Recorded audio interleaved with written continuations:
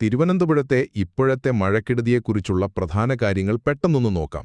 കഴിഞ്ഞ 2 ദിവസമായിട്ട് ഭയങ്കര മഴയായിരുന്നല്ലോ തലസ്ഥാനത്ത്. സാധാരണ ജീവിതമൊക്കെ ശരിക്കും ബുദ്ധിമുട്ടിലായി. അപ്പോൾ എന്തൊക്കെയാണ് നമ്മൾ പ്രധാനമായിട്ടും അറിഞ്ഞിരിക്കേണ്ടത്? ഒന്നാമത്തെ കാര്യം, സിറ്റിയിൽ പല ഏരിയയിലും നല്ല വെള്ളക്കെട്ടായിരുന്നു. കിള്ളിപ്പാലം, ഉള്ളൂർ-ആക്കുളം റോഡ്, പിന്നെ ചാല മാർക്കറ്റ്. ഇവിടെയൊക്കെ വെള്ളം കയറി യാത്രയൊക്കെ വളരെ ബുദ്ധിമുട്ടായി. ഓടകളിലെ വെള്ളം വീടുകളിലേക്ക് കയറി പല കടകളും തുറക്കാൻ പറ്റിയില്ല, വണ്ടികളൊക്കെ വെള്ളത്തിൽ കുടുങ്ങി. ഇതൊക്കെയായിരുന്നു പ്രധാന പ്രശ്നങ്ങൾ. രണ്ടാമതായിട്ട്, ഈ വെള്ളപ്പൊക്കം കാരണം കുറച്ച് നാശനഷ്ടങ്ങളൊക്കെയുണ്ട്.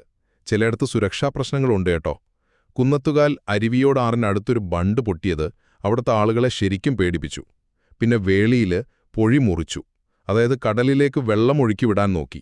പക്ഷെ അത് കുറച്ച് വൈകിപ്പോയോന്നൊരു സംശയമുണ്ട്. അവസാനമായിട്ട്, ഈ മോശം കാലാവസ്ഥ കാരണം കുറച്ച് മുന്നറിയിപ്പുകളും നിയന്ത്രണങ്ങളും വന്നിട്ടുണ്ട്. പൊന്മുടി ഇക്കോ ടൂറിസം സെന്റർ തൽക്കാലത്തേക്ക് അടച്ചിരിക്കുകയാണ്. പല ജില്ലകളിലും കേന്ദ്ര കാലാവസ്ഥാ വകുപ്പ് ഓറഞ്ച്, യെല്ലോ അലേർട്ടുകളൊക്കെ കൊടുത്തിട്ടുണ്ട്. നല്ല കാറ്റും മിന്നലുമൊക്കെ ഉണ്ടാവാൻ സാധ്യതയുണ്ട്, അതുകൊണ്ട് ശ്രദ്ധിക്കണം.